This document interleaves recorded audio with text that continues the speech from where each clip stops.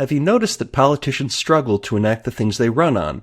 That regardless of who wins elections, lawmakers find they cannot pass whatever legislation they like. They're bound by what is popular, or at least their sense of it. They can only act within a narrow set of ideas, and that range is called the Overton Window. And on the Overton Window Podcast, we look at issues around the country and talk to the people who change what is politically possible. Now, since the pandemic, a number of red states have given all K-12 students scholarships for their parents to use to best educate their children. But Purple State, Pennsylvania has been doing scholarships for a long time, and we're going to dig into how it got this policy and what it means for other states. So we're joined by Elizabeth Stelle, the Director of Policy Analysis at the Commonwealth Foundation, a free market think tank in Pennsylvania. Elizabeth, welcome. Thank you, James. It's good to be back. What scholarships are available to students in Pennsylvania? So Pennsylvania has one of the oldest tax credit scholarship programs in the nation. It's broken out into a couple different categories, but essentially lower to mid-income families can qualify for a tax credit scholarship. But the amount of tax credits available every year changes based on whatever the legislature passes.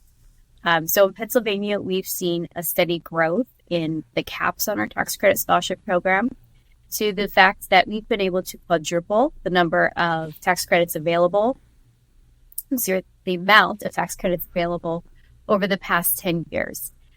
So even though we're a very purple state, we have a Democrat governor, our legislature is split between Democrat and Republican control.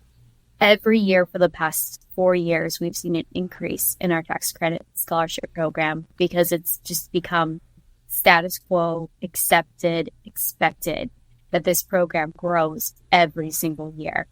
And while we haven't been able to launch any new programs yet, we are getting closer every year to adding to that list of new programs and more options for families in Pennsylvania. How did it become expected that this program would grow? Because in most places around the country, it's expected that they don't exist at all. Yeah. And it's really interesting, the contrast between, for instance, this year, what happened in Illinois versus what happened in Pennsylvania. Illinois had a very small tax credit program, and they killed it this year. In Pennsylvania, it grew over 150 million. And that was because our marquee policy, which was an education savings account, did not move. So this was sort of the fallback position, which is interesting because we serve in Pennsylvania more kids through our tax credit scholarship program than states like Georgia or states like Oklahoma that have a variety of programs, partially because we're a bigger state, but mostly because we've had this program and we've just grown it year after year after year. And the reason it's become expected is because there's a larger constituency every year. More students, more families are benefiting from this program. It's becoming more well known. And I think really the key situation in Pennsylvania came from the Wolf administration about 4 years ago. Our governor at that point had ran for office campaigning that he was going to end the scholarship tax credit. He was going to eliminate that program. In fact, it grew more under his administration than the administration yet. So it just shows you, the popularity. When we pull popularity of this program, it's usually in the 70s, regardless of party, regardless of urban, rural, across the board. And I think it's just because of its staying power. And as more kids, more families take advantage of it, have an experience with it, it becomes that much more difficult to roll back to the point that it's not a question of, are you going to have an expansion? It's a question of how much is the expansion going to be? But that, I think, is a really important lesson learned for other states, that it's worth fighting for those small incremental gains year after year. It shouldn't be the only thing that we're striving to do in our states, but it should definitely be part of the conversation because those things are a lot easier to do politically speaking. And if you do that for 4 years, for 5 years, or 6 years, you're in a much stronger position to expand the Overton window even further in terms of education choice.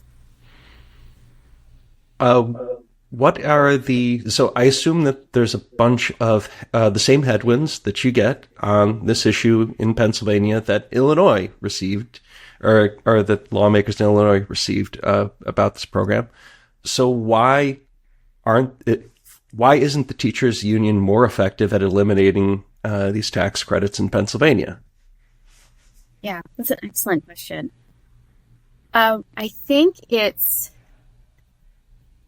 think we've done a good job in Pennsylvania of telling the stories, taking lawmakers to the schools that are benefiting from these programs, pairing constituents with the representatives in these areas that are being pressured to vote against the program. We've had a couple of Democrats stand up and say we support these programs and actually fight for them. So that makes it much more difficult as an unified entity to fight against them. And I think that is really what it comes down to, is they're hearing from people on the ground why these programs matter, why they want them. And they're kind of caught in the middle between what the teacher unions want and what their constituents want. And so the default position is to just avoid a vote at all possible costs so that they can't be on the record opposing these programs. And when there was a piece of legislation in the House this year to roll back the program, we made sure everyone was aware of this, and folks on the left and the right were inundated by emails from parents, from schools. We know the teachers' unions are good at this game. They'll send out an alert and they get 50, 100 emails, phone calls, what have you, from members. But we saw an even stronger response from the schools and the families that were under attack by this bill. And that, I think, woke a lot of people up, that if you can actually motivate and engage everyone who benefits from this program, it's extremely difficult that pressure is extremely difficult to overcome. And it's much easier, to get people motivated when something they have is going away, versus asking them to advocate for something new that they don't have yet. So I think that's also a factor. But I think that's really it. It's working with the schools, it's working with the communities, it's trying to put a face and a name on the issue. And we're also unique in the sense that because of this program, we've been able to, it's not an exaggeration, we've been able to save dozens, even hundreds of Catholic schools across Pennsylvania that otherwise would not exist today. They depend, their existence is dependent on this program.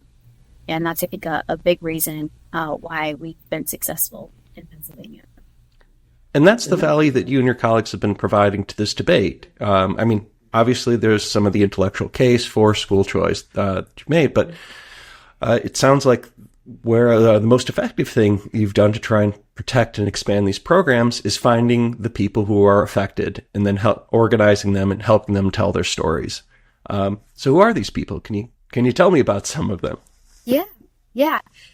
So we did a whole series last year talking to moms in schools in the Philadelphia area about why these programs are important to them and what they would do or how their lives would change if we had an ESA program. Because we're always looking, going offense here and push the envelope further, not just, defend what we have, but expand. So this was a campaign that was focused on what we call Lifeline Scholarships, which is the name for our ESA push. But their stories were very compelling. One mom is from the Kensington area of Philadelphia. And if you pay attention at all to news on crime and drugs, you might have heard of Kensington as just it's basically a war zone. People openly using drugs. They call open air drug markets, needles everywhere. It's just a war zone. So one of the worst places in Philadelphia, this mom and wanted something better for her son. And so she found the Glory Academy. It's not a religious school. It's a secular school, but it's safe and the expectations for academic achievement are high. And her son's been able to excel to the point that he's getting ready to go to college now. We're talking about, from a family who he doesn't have single relative that's ever been to any sort of higher education before. So this was really breaking the mold for this family.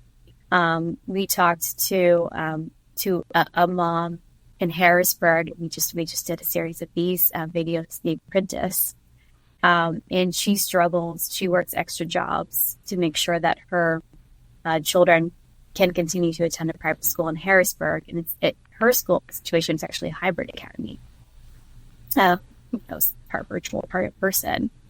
And she took the governor at his word that he was going to sign the Lifeline bill. He said he supported it 2 years ago. And when he backed down, she was very angry. And so we had a conversation with her talking about how she felt betrayed by the governor. There are so many different stories.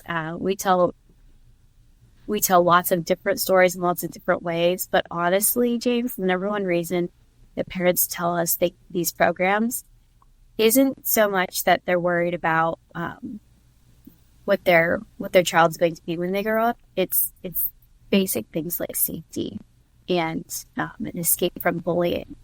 We told a story of a family whose son was constantly bullied because he was biracial.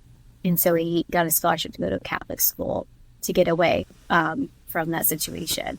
So it's very basic stuff. And I think sometimes we miss that. We just assume that it's about, academics, and it is to an extent. But unfortunately, for so many of the failing schools in Pennsylvania, the number one issue is something as simple as safe, not getting beat up, not being exposed to violence. Well, that also emphasizes the emergent properties of competition, which is once you give people options, they might exercise them for reasons that you don't expect. And having a thriving marketplace for education can ensure that for these things that you might not think about, but a lot of people do think and care about safety, but that they're given other alternatives. But you mentioned that your current governor betrayed one of the families involved, or so one of the families that you found. What's the deal with your governors? What's the deal? You said that the previous one campaigned against it and wound up expanding it. What's going on with your current governor? So the current governor campaigned on saying we can expand traditional funding for public education and create a pathway for kids trapped in failing schools. In Pennsylvania, because of our tax credit scholarship program, the state Department of Education has put together a list of the bottom 15% performing schools every single year. And kids who are assigned to those schools qualify for a subset of our tax credit programs called the Opportunity Scholarship Program. And basically this is about targeted reform, right? We want to help the kids that are in the absolute worst situation. And these are schools that have abysmal test scores, they have safety issues, and year after year they're on this list. There are several schools in this list that have 0 kids doing math at grade level. Not a single kid in that school is doing math at grade level. So that just gives you a picture of how dysfunctional these schools are. And so the governor said, we should continue to pour more money into public education in line with his party's platform. But we can also create an off-ramp, an alternative for the kids that are stuck in schools that are completely failing to do their job year after year. And that was very controversial. Teachers didn't like it. A lot of people were very uncomfortable with that, but he's a smart man. He sees the polling. He sees the national trends. He knows that this is a winning issue. And if you can get beyond the partisanship, people agree. So he came out saying both and, yes and. But he didn't really do anything to make it happen. So it became if it gets to my desk, I'll sign it sort of situation. And because we have a divided legislature, it was a big challenge to get that to its desk. By the way, that's one of the tactics that often happen. Like, yes, I will support this, but behind the scenes, I will work to make sure that it never gets to my desk. Yes, what they're saying publicly in their rhetoric and then what they're actually doing. Yes. So the governor was very consistent in his rhetoric. But what happened is when it came to actually sign the program into existence, the Democrats in Pennsylvania balked and basically threatened to blow up the entire budget if he didn't veto this program. So he actually went out and vetoed his own campaign promise. And then even after that said, I'm still open to it. So we're like, well, we'll test that hypothesis. And so again, it became the number one issue in the state budget this year, Lifeline scholarships. It came back. But this time, unfortunately, we weren't able to get it into the final budget bill. And so the governor didn't have to line out veto it again. But he still says he supports it. So the rhetoric is still there, which I think shows a shift in the Overton window. The walk to go with that talk is still coming, but it's moving in the right direction. And if there were a change in the legislature's makeup, that door could open very quickly. In fact, we also saw movement in our Senate passing a refundable tax credit. So this is a much simpler school choice solution than tax credit scholarships. Literally, file it on your taxes for an $8,000 refundable tax credit so you can send your kid to a school of their choice. That passed in the Senate committee, and that came out of nowhere. And the only reason that came up is because senators were frustrated on the governor's refusal to actually put muscle behind his promise. So that tension is actually helping us open the Overton window for other school choice solutions, because we understand that it's not just one program. You want to give families as many choices as possible, like you said, as much competition as possible, and they come in many different forms. What's the partisan fight like? How many school choice Democrats are there, and how many anti-school choice Republicans are there in Pennsylvania? Well, it's what they say behind closed doors is different from what they say publicly. Like what you were saying about the governor. There are folks that I think are sincerely concerned about the lack of options for their constituents when it comes to public education. But they can't be for it because of the political pressures. So it's more a situation of we have a lot of folks, I'd say, who are neutral in action, but aren't there with us in terms of the rhetoric. They're not speaking out. They're not being proactive in their advocacy. So on the Dem side, there are quite a few that maybe are with us in spirit, but aren't going to do anything to make it happen. There are two that are vocal supporters of school choice. Representative Wellman Brown and Senator Tony Williams have both taken some very hard votes over the years on these issues. And there are a couple of others that have made, some good votes, but they're the two that are most outspoken.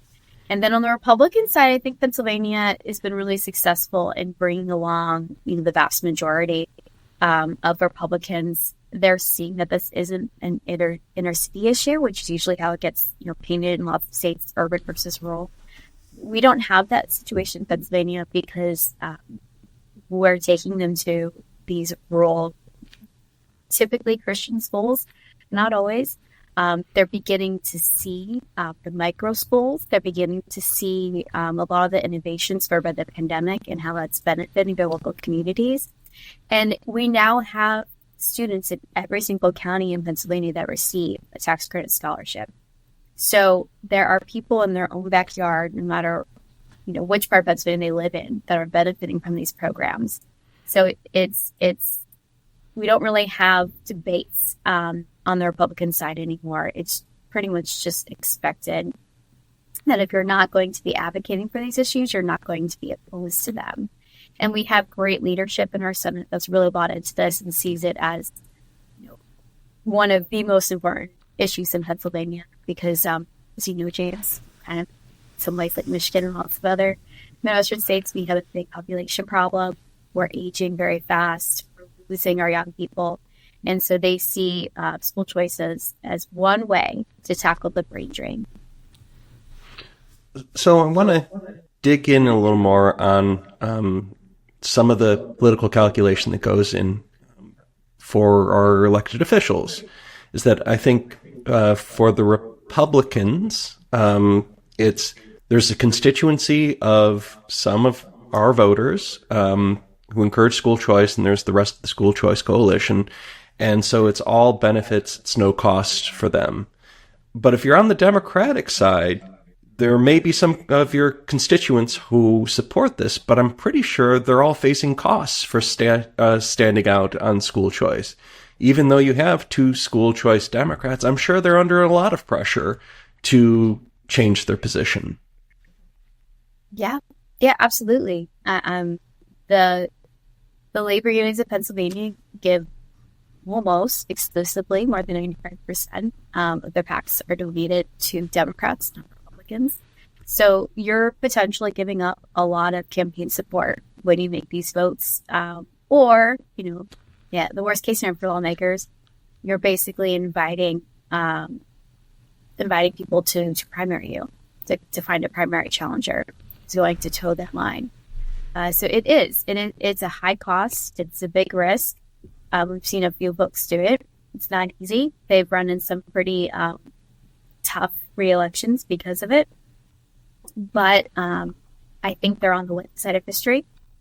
And I think it's just, a matter of time as these issues circle back around to where we were in the 90s, late 90s, where it was a bipartisan idea to do education reform. Everyone was on the school choice bandwagon. Cory Booker and friend, it was a great thing. I think we're swinging back around to that, but it will take time.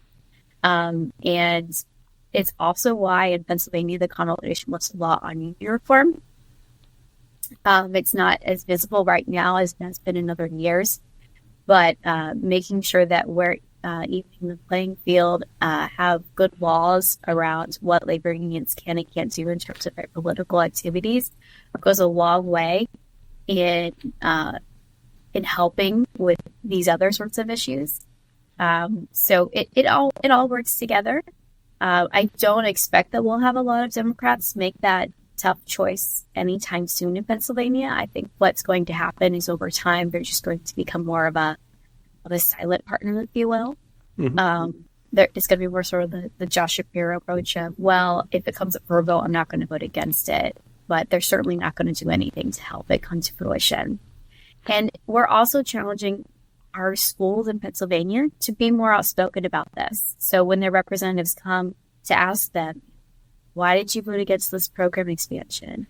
Why did you vote to limit the tax credit scholarship program? Why did you vote against, an amendment to this bill for lifeline scholarships, and really educating them on some of the more technical votes that happen that don't get a lot of attention, but are really litmus tests and really show what they're doing on the issue, not just what they're saying. So we have a big challenge in Pennsylvania, and I'm sure this happens in other states, where a lawmaker will say, I'm for choice. Like, yes, choice is great. Like, your school and what you're doing here is fantastic. And then we'll go to the Capitol and we'll vote against them.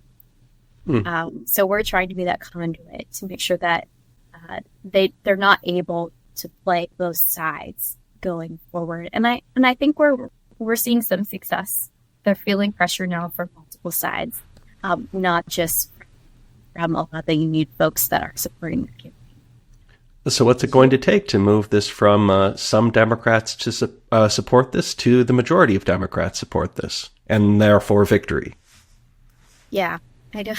It's a good question. I think really it just comes down to bringing up hard votes for them, forcing them to vote on these things over and over again. Mm-hmm. That's going to be the path to victory, because they're going to eventually have a record of voting in favor of these things, and it's going to really be very difficult to change course.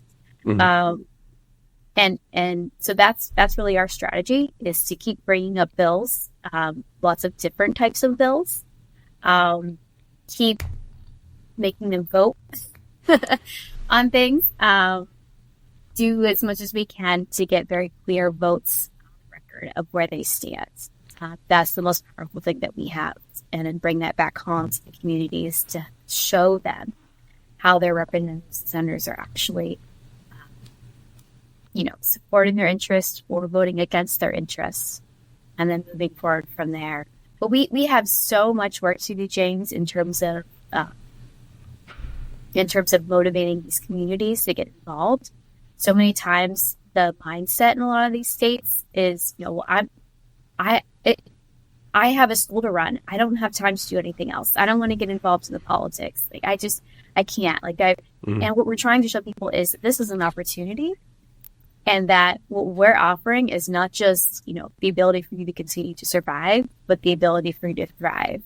And we understand very keenly the challenge that other states are now experiencing, which is when you pass these programs, you need the supply, right?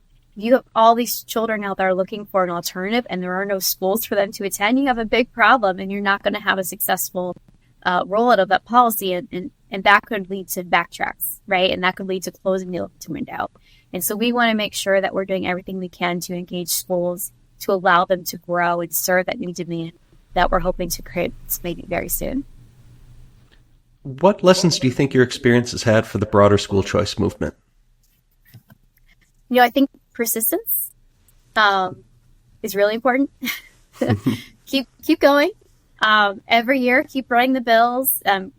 Build up your champions, equip them, defend them. You don't know when you're finally going to move over that, the top of the hill, push that boulder over the mountain, whatever cliche you're going to use. You don't know when that moment is going to come, so you need to do everything possible to keep the pressure on, because it will come if you continue to keep that pressure on. And I think that's what we've seen in Pennsylvania, is that because we've been consistently pushing this issue for over a decade. I mean, in the case of tax credit scholarships, 2 decades, we're going on 3 decades soon. You will get those incremental victories. You will expand your constituency, and that's only going to make you more influential, more difficult to ignore. And ultimately, I think for a lot of these things, it comes down to governor is, right? I don't think we'll have to take a stand on leading. We've seen that in Texas. We've seen that in Iowa. People playing some pretty hard ball to get this done. We haven't, unfortunately, had that opportunity in Pennsylvania. So our pathway has been a little slower, but we're continuing to push that window because we are persistent with our legislative leaders.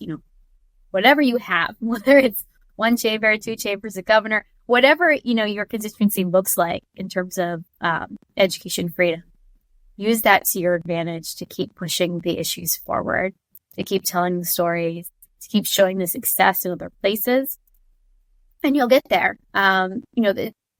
The arguments against you are going to change. We're getting a lot of pushback now on this idea that kids with special education needs won't have any place to go. No schools can serve them. Public schools can serve them. Well, we're finding out through some research we're doing that a lot of private schools have contracts with public schools to serve kids with the most intense special needs. So it's actually the opposite in many communities. The private schools are better equipped to serve these kids with lots of needs. So you always have to be ready for whatever the new push against you is. But I think, the secret is to just keep pushing it, because you don't know when you're going to have that, that moment to make something happen. And I'm so excited to see it taking off in so many different states. Louisiana was a really exciting one this year. There's so much happening. And I hope that we'll be able to add Pennsylvania very soon to that list. But in the meantime, I'm really proud of the work that we've been able to do. The fact that we're serving, more than 50,000 kids every single year through this program. The fact that we have, in many years, more donors than tax credits available. We have to actually turn businesses away because of the caps. It's a great problem to have. We're working to fix that so that everyone who wants to donate can. But that just shows you the hunger. And the structure of the program is that businesses donate, they receive a tax credit for this, and there is simply, but the tax credit is capped, so not everyone who tries to apply can do that. Or not everyone who applies can actually obtain the credit they want. Can take the credit. Yeah, to the point where, within a week, once the program opens, usually within a week it's fully subscribed. I mean, it's, people are ready and waiting.